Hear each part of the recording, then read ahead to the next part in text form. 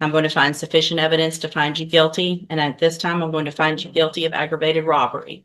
I'm going to sentence you to a term of 25 years in the institutional division.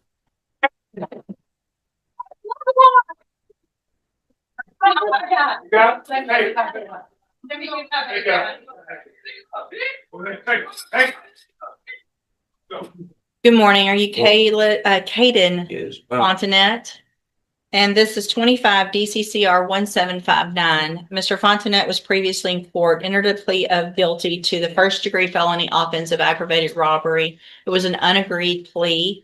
I've received the pre-sentence report. Have you both had an opportunity to review that report? We have, Your Honor. The state is, Judge. Are there any additions or corrections to the report? Not from the defense. Not from the state, Judge. And Mr. Coleman, you said you have a witness or some evidence. Actually, Judge, Mr. Rojas has graciously stipulated to the admission of the surveillance video from the convenience store in question. So I Okay. don't need to call my custodian record. With the court's permission, first of all, I'm offering states one. No objection. Make that states two, because this one was the plea admonishment documentation, please. I'm offering states two. No objection. States two is admitted. Permission to publish. Judge. Yes, sir.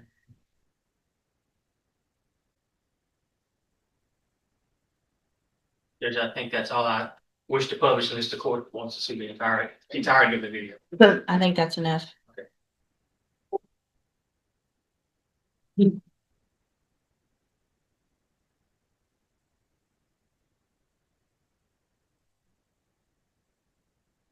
Oh, would you switch that back to the other?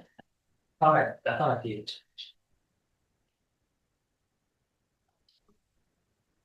Yeah, back on camera image. Which you might too. Oh, you want to?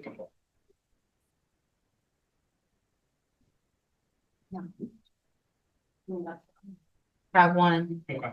Well, HDMI one is the laptop. HDMI two.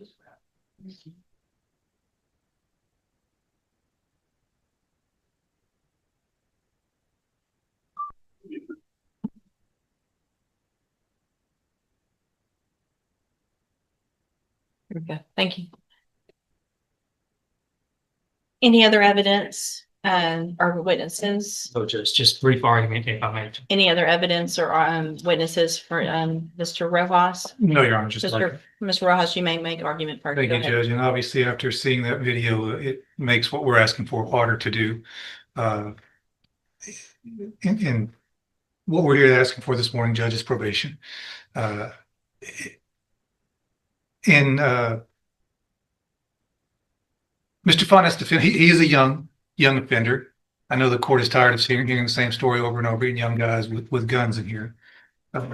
He's got a limited criminal history. I believe this is his first felony. He's never been on any kind of felony supervision, or felony probation. Unfortunately, he's just fallen into the same situation that we see so many other youthful offenders fall into. He's got no direction in life. He's very little support at home. Sees no way out of the situation that he's in, so he goes and decides to rob a store and get some money. Did the wrong thing. And if his story in the PSI is to be believable for what I believe is the right reason, he's trying to help his mom at home, trying to pay some bills, keep the lights on. Certainly, there are better ways to go about doing that. And I hope that the time in jail has taught Mr. Fontanet that.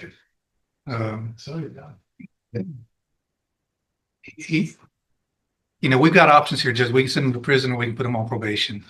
Certainly, he's on the road if this conduct continues, he's on the road with prison. I don't know that the day is the best time to make that exit for him.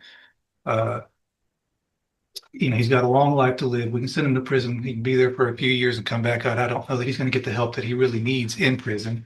There are programs available on probation that if he's serious about turning his life around, like he says in the PSI, those programs can help him. And if he does take advantage of those, it in turn would make the community a little bit safer, because there'd be one less guy going around with a gun when he does get out of prison, if that were the road that you chose to take. Planning on living at home with his mom. I think he has some younger siblings there. To his benefit, before he was even arrested, he started a GED. I think on the night that this happened, he had just finished a GED class and made a dumb decision to go hang out with these guys that he should not have been hanging out with, and did this robbery. again, Judge, you've got two options. You can send him to prison or you can try to get him some help on probation. And hopefully he will take advantage of that. And certainly if he doesn't, we're going to know pretty quick. And you'll have another chance to send him to prison probably for a longer time. All right, thank you. Yeah. What is the status of the other two? Are there co-defendants? Have they been charged? They have been charged, Judge, and I have both of their cases, Judge. And they have not been sentenced yet or No, anything Judge. like that? No, Okay. Judge. All right, go ahead, Mr. Coleman. Yeah, I'll be brief. Whether it's the Pine Club Apartments or Rogers Park or a Speedy Mart, you've seen this and we've seen this in this community all too often. I'm preaching to the choir, Judge. Prayer vigils and advisory committees, all of that stuff's fine, but you, Judge, are where the rubber meets the road. You are that person that can protect the community from somebody like this defendant. You are that person that can either let him walk out of this courtroom on probation with a piece of paper with conditions and promises that he won't resort to this kind of violence that you saw on that video, or you can ensure that the community is safe by putting him behind steel bars, concrete wall, and razor wire fence. Judge, I'm just asking, I'm not in the habit of begging, but on behalf of this community, I'm begging that you send this defendant to prison. The message that needs to be sent to this defendant and his circle of friends and anybody who would want to be like this defendant is that if you pick up a gun with the intent to commit violence, you're gonna pick up a 15, 20, 25-year prison sentence, Judge. And I'm just asking that you do this on behalf of people who live at the Pine Club Apartments, who just want to live in peace, people who want to go take a walk at Rogers Park and not be robbed, and somebody that wants to stop at a Speedy Mart convenience store and pick up some snacks without becoming a victim of a robbery. That's all I have, Judge. Thank you, Mr. Coleman. So, Mr. Fontenette, there was a time some years ago that there really wasn't even a question. Everyone, state's attorneys were recommending youthful offenders, probation. Let's give everybody an opportunity. And things have just changed in such an incredibly dangerous way with young people doing what I just saw you do on that screen. I cannot imagine the fear that person had that was working in that store, that he now has, just trying to go to work, make a living, and go home. And he has 3 people come in and not just grab a little quick something and run out, but terrorize him for quite some time. Pulling him around, yanking him around, putting guns in his face, all 3 of you. I also, in addition to the PSI, get jail incident reports. And you apparently like to fight and jump people, which is what's been happening in the jail. So it makes it very difficult for me to go, oh, this is somebody that's going to get out and behave, who can follow the rules, because you can't even follow the rules in jail.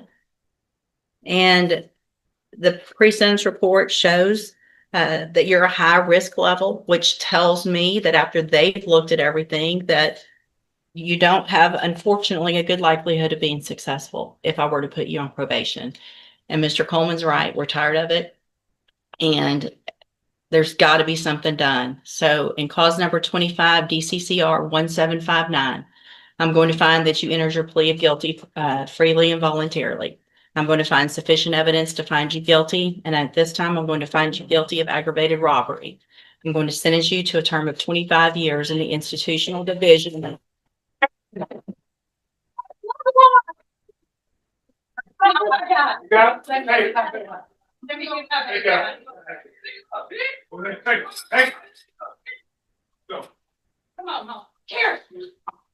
going to sentence you to a term of 25 years in the institutional division of the Texas Department of Corrections. You will receive credit on that sentence for any time that you've been in custody that the law gives you the right to receive.